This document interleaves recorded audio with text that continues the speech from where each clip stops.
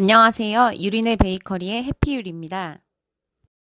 오늘은 베이킹 도구 소개 2편이고요. 몇 가지 더 중요한 도구들이 있어서 오늘 2편까지 올리도록 할게요. 식힌망에 대해서 설명드리도록 하겠습니다. 식힌망은 오른쪽에 보이시는 것처럼 넌스틱 식힌망이 있고 왼쪽에 보이시는 것처럼 타공 식힌망이 있습니다. 저는 용도에 따라 반반씩 사용하는 편인데요. 이 넌스틱 식힌망의 경우 코팅 처리가 되어 있어서 매우 튼튼하고 견고한 편입니다. 또한 글라사즈와 같은 작업을 할 때 타공 식힌망보다 편리하게 작업할 수 있습니다. 컵케이크, 쿠키, 일반 케이크 제누아즈 등의 제품들을 구운 후 이 식힌망 위에 올려놓고 식히는 건데요. 이 넌스틱 식힌망의 유일한 단점이라고 하면 사방으로 턱이 없다는 점입니다. 그리고 이렇게 네모나게 되어 있는 작은 부분들이 조금 많다 보니 설거지가 다소 불편한 점이 있습니다. 식힌망 중에 이 네모난 부분이 직사각으로 되어 있는 식힌망도 있기 때문에 그 제품을 원하시면 그걸로 구매하셔도 무방합니다. 이 타공 식힌망의 경우는 일반 넌스틱 식힌망과는 달리 오븐 안에 이 통째로 넣고 제품을 구울 수 있습니다.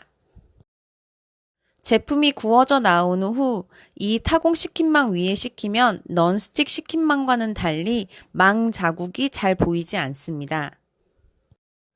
그리고 이 제품의 경우 사방에 턱이 있기 때문에 제품을 들고 움직여도 제품이 팬 밖으로 떨어져 나갈 위험이 좀 적은 편입니다. 특히 타공 식힌망의 경우 본인이 갖고 계시는 오븐 팬 사이즈에 맞춰서 구매하시길 추천드립니다. 그리고 컨벡션 오븐을 사용하는 제 입장으로선 사실 타공 식힌망을 동일한 걸 4개를 구매해 놓고 나온 제품들을 4개 걸어두고 식히는 방법이 있기 때문에 공간 활용에 매우 편리한 편입니다.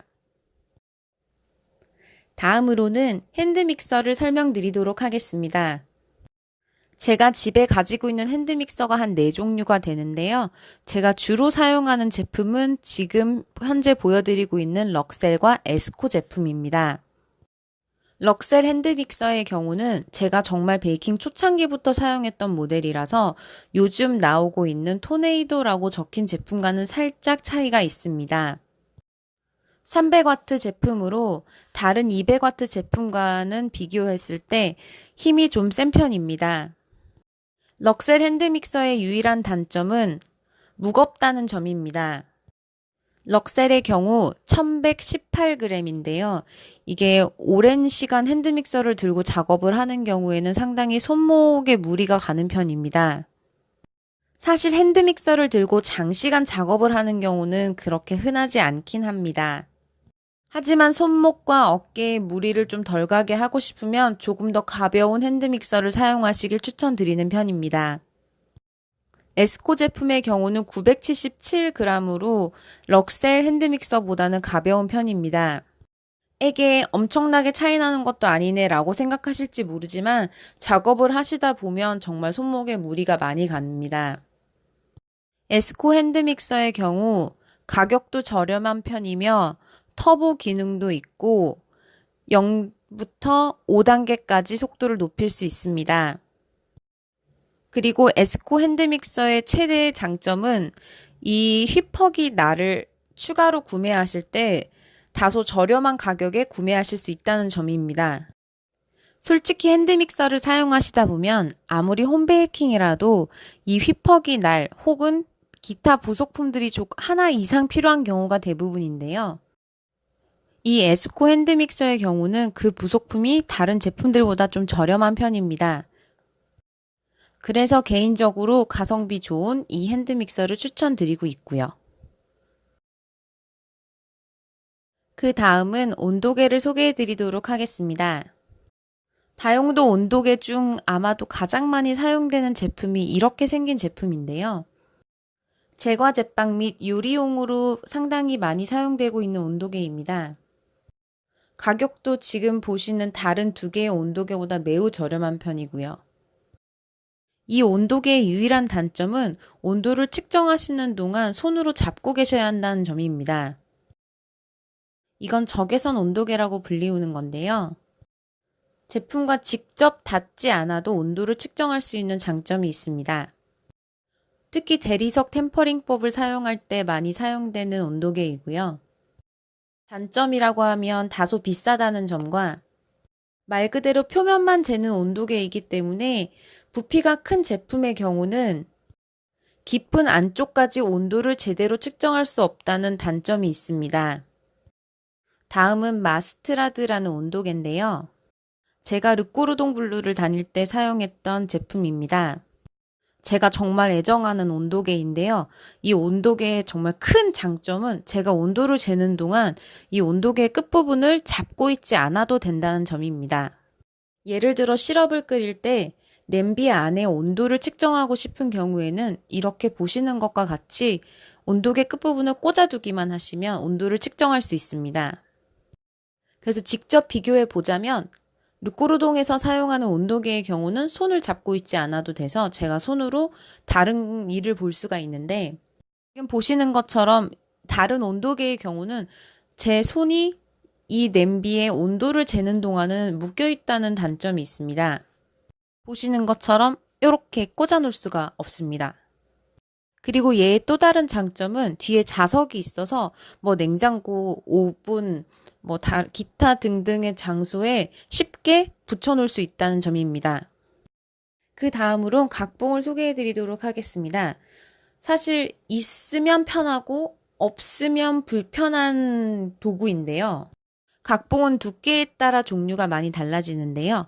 이렇게 얇은 것도 있고 이렇게 두께가 두꺼운 것도 있습니다. 이렇게 화면으로 보시는 것처럼 각봉이 긴 것도 있고 짧은 것도 있는데요. 이렇게 제누아즈 같은 걸 재단하시거나 할 때는 짧은 것보다는 긴 걸 갖고 계시면 한쪽을 잡고서도 재단을 하실 수 있기 때문에 매우 편리합니다. 특히 베이킹을 처음 시작하시는 분이시라면 차라리 긴 각봉을 사셔서 재단을 연습하시는 게 훨씬 편리합니다. 긴 건 보시다시피 이렇게까지 오니까 좀 여유가 많은 편이잖아요. 짧은 각봉에 지금 제누아즈 1호 사이즈 틀을 댄 건데요. 여유분이 별로 없죠. 전 사실 지금 2mm, 3mm, 5mm, 1cm, 1.5cm 이렇게 각봉을 다양하게 가지고 있는데요. 가장 많이 사용하는 건 3mm와 1cm입니다. 그리고 처음 각봉을 구매하시는 거라면 일단 1cm와 1.5cm가 겸용으로 들어있는 긴 각봉, 특히 무거운 각봉을 구매하시길 추천드립니다. 그리고 동색으로 된 제품들도 있는데요. 개인적으로 동색보다는 은색으로 되어 있는 각봉을 사용해 보시길 추천드려요. 굳이 비싼 돈 주고 동색으로 된 각봉을 사실 필요는 없습니다. 그 다음은 짤주머니와 깍지입니다.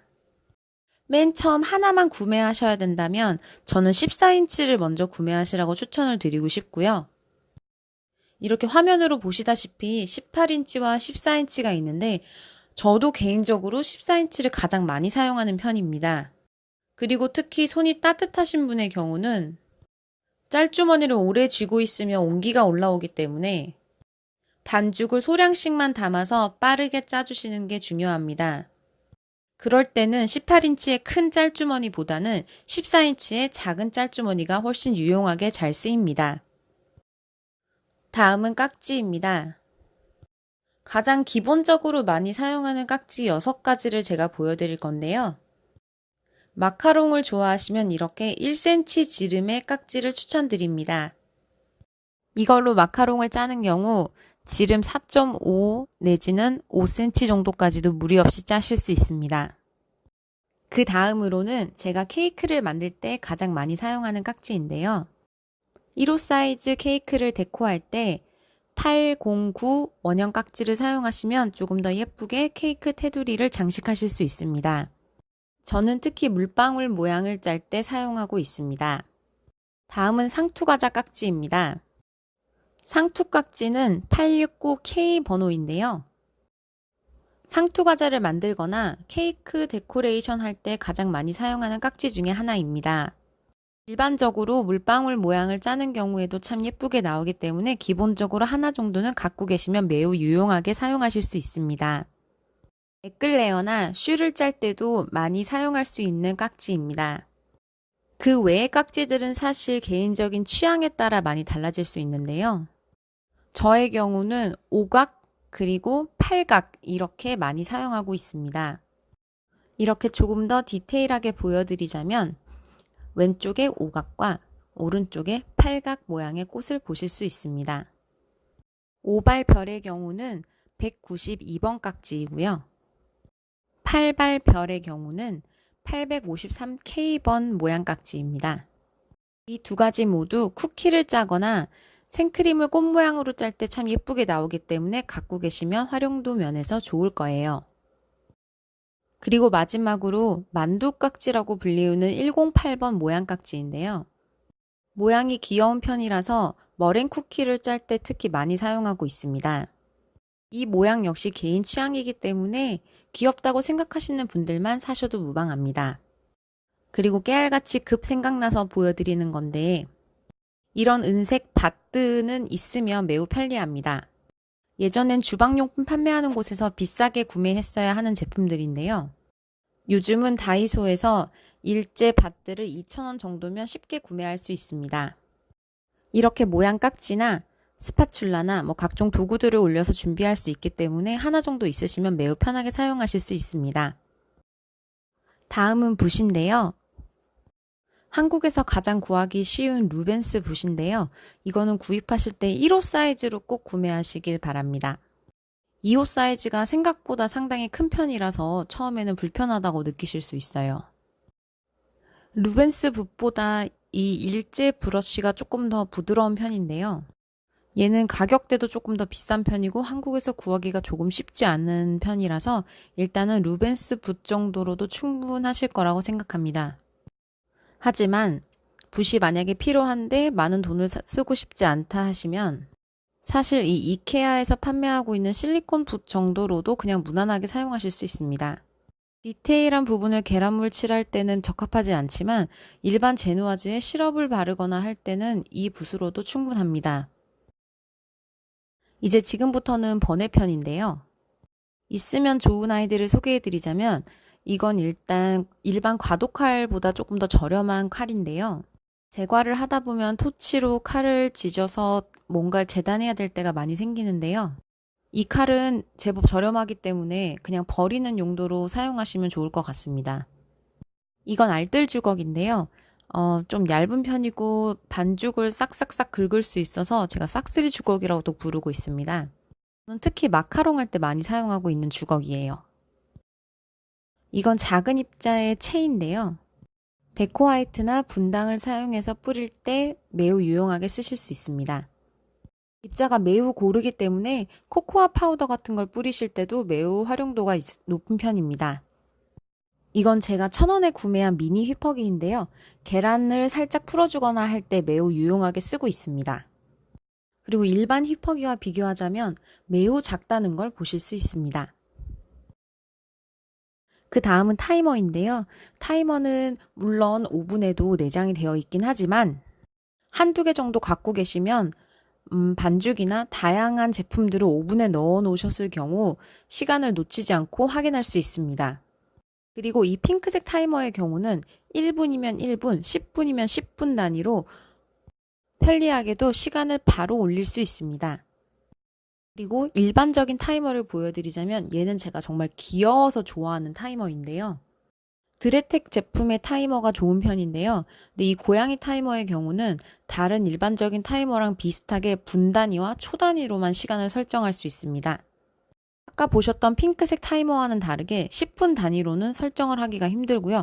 계속 손가락으로 눌러줘야지만 시간을 올릴 수 있는 단점이 있습니다.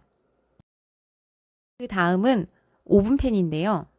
저는 일단 제누아즈 1호 틀과 머핀 틀 그리고 쿠키팬 정도만 있으면 된다고 생각을 하는데 오븐을 사시면 쿠키팬은 하나 정도 기본으로 딸려 있기 때문에 쿠키팬을 사실 필요는 없으시고요.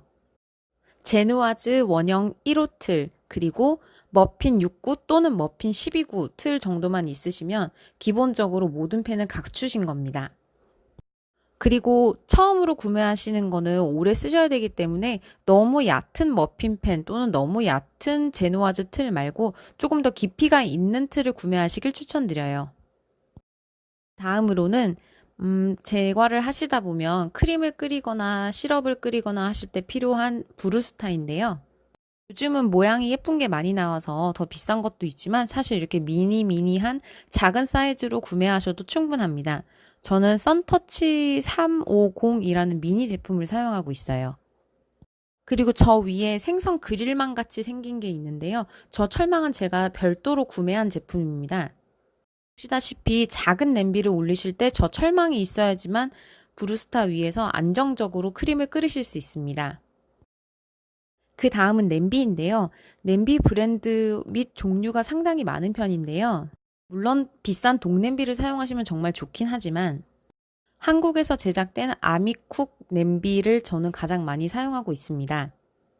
적당히 두꺼우면서 가성비 좋은 제품이니 이걸 추천드려요. 그리고 마지막으로 계량컵인데요.